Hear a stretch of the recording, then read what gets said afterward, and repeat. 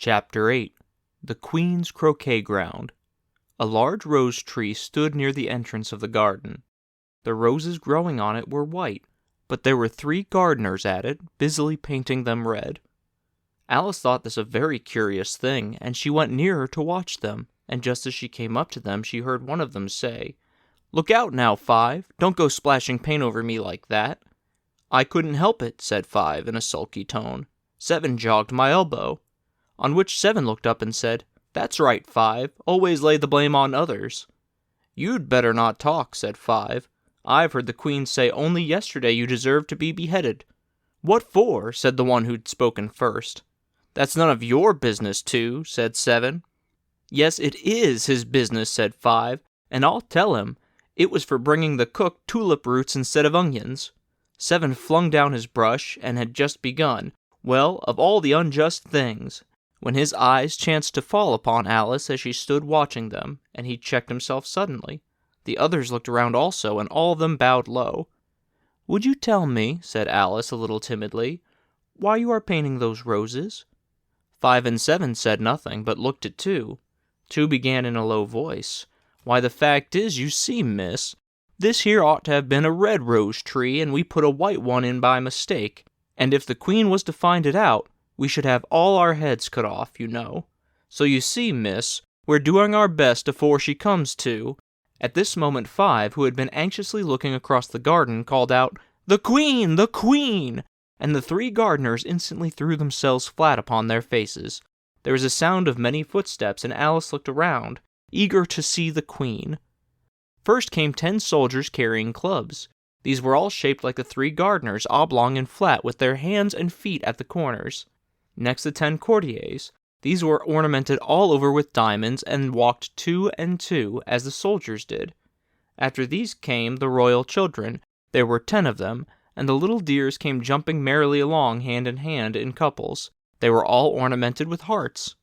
Next came the guests, mostly kings and queens, and among them Alice recognized the white rabbit. It was talking in a hurried, nervous manner, smiling at everything that was said, and went by without noticing her. Then followed the knave of hearts, carrying the king's crown on a crimson velvet cushion, and, last of all this grand procession, came the King and Queen of Hearts. Alice was rather doubtful whether she ought not to lie down on her face like the 3 gardeners, but she could not remember ever having heard such a rule at processions. And besides, what would be the use of a procession, thought she, if people had all to lie down upon their faces? So that they couldn't see it. So she stood still where she was and waited. When the procession came opposite to Alice, they all stopped and looked at her, and the Queen said severely, "Who is this?" She said it to the knave of hearts, who only bowed and smiled in reply. "Idiot," said the Queen, tossing her head impatiently, and turning to Alice, she went on, "What's your name, child?"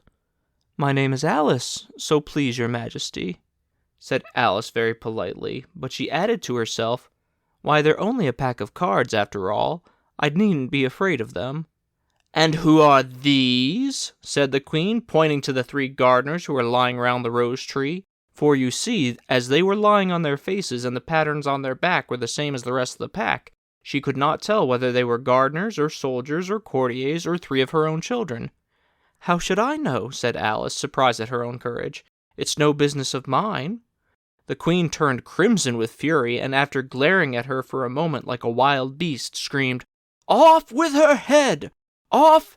"Nonsense," said Alice, very loudly and decidedly, and the Queen was silent. The King laid his hand upon her arm and timidly said, "Consider, my dear, she is only a child." The Queen turned angrily away from him and said to the knave, "Turn them over." The knave did so very carefully with one foot. "Get up!" said the Queen in a shrill, loud voice, and the 3 gardeners instantly jumped up and began bowing to the King, the Queen, the royal children, and everybody else. "Leave off that!" screamed the Queen. "You make me giddy." And then, turning to the rose tree, she went on, "What have you been doing here?" "May it please your majesty," said 2 in a very humble tone, going down on one knee as he spoke, "we were trying—" "I see," said the Queen, who had meanwhile been examining the roses. "Off with their heads!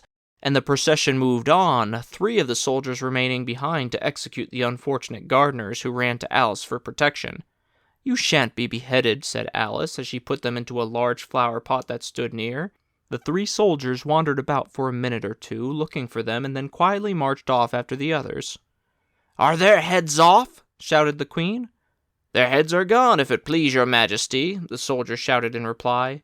"That's right," shouted the Queen. "Can you play croquet?" The soldiers were silent and looked at Alice, as the question was evidently meant for her. "Yes," shouted Alice. "Come on, then," roared the Queen, and Alice joined the procession, wondering very much what would happen next. "It's a very fine day," said a timid voice at her side. She was walking by the White Rabbit, who was peeping anxiously into her face. "Very," said Alice. "Where's the Duchess?" "Hush, hush," said the Rabbit in a low, hurried tone.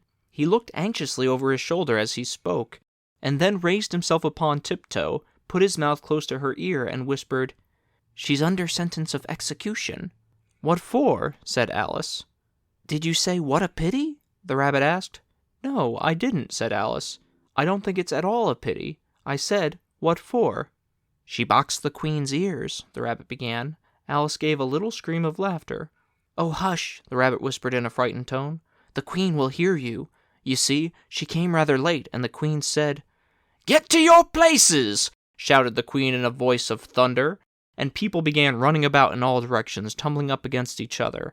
However, they got settled down in a minute or two, and the game began. Alice thought she had never seen such a curious croquet ground in her life.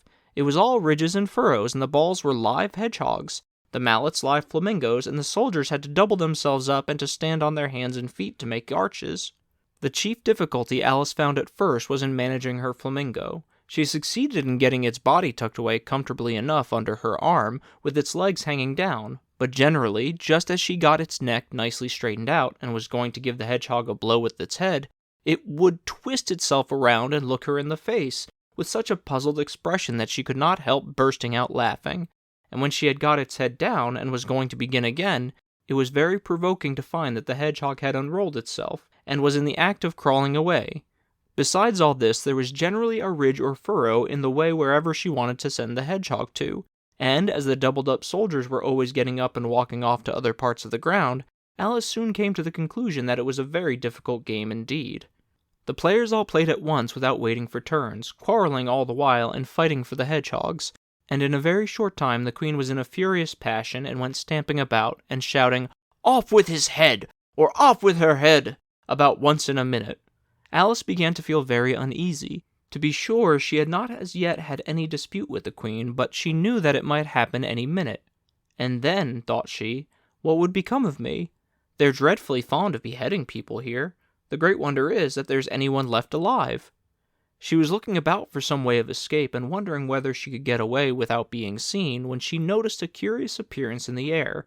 It puzzled her very much at first, but after watching it a minute or two, she made it out to be a grin, and she said to herself, "It's the Cheshire Cat.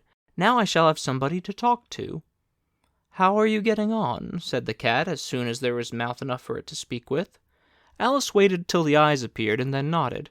"It's no use speaking to it," she thought, "till the ears have come, or at least one of them." In another minute the whole head appeared, and then Alice put down her flamingo and began an account of the game, feeling very glad she had someone to listen to her. The cat seemed to think there was enough of it now in sight, and no more of it appeared. "I don't think they play at all fairly," Alice began in a rather complaining tone, "and they all quarrel so dreadfully one can't hear oneself speak, and they don't seem to have any rules in particular. At least, if there are, nobody attends to them. And you've no idea how confusing it is, all the things being alive. For instance, there's the arch I've got to go through next, walking about at the other end of the ground, and I should have croqueted the Queen's hedgehog just now, only it ran away when it saw mine coming." "How do you like the Queen?" said the cat in a low voice. "Not at all," said Alice. "She's so extremely—" Just then she noticed that the Queen was close behind her, listening, so she went on, "Likely to win that it's hardly worth while finishing the game." The Queen smiled and passed on. "Who are you talking to?" said the King, going up to Alice, and looking at the cat's head with great curiosity. "It's a friend of mine, a Cheshire Cat," said Alice. "Allow me to introduce it." "I don't like the look of it at all," said the King. "However, it may kiss my hand if it likes." "I'd rather not," the cat remarked. "Don't be impertinent," said the king, "and don't look at me like that." He got behind Alice as he spoke. "A cat may look at a king," said Alice. "I've read that in some book, but I don't remember where." "Well, it must be removed," said the king very decidedly, and he called the queen, who was passing at the moment. "My dear, I wish you would have this cat removed." The queen had only one way of settling all difficulties, great or small. "Off with his head," she said, without even looking round. "I'll fetch the executioner myself," said the king eagerly, and he hurried off. Alice thought she might as well go back and see how the game was going on, as she heard the queen's voice in the distance, screaming with passion. She had already heard her sentence 3 of the players to be executed for having missed their turns, and she did not like the look of things at all, as the game was in such confusion that she never knew whether it was her turn or not, so she went in search of her hedgehog. The hedgehog was engaged in a fight with another hedgehog, which seemed to Alice an excellent opportunity for croqueting one of them with the other.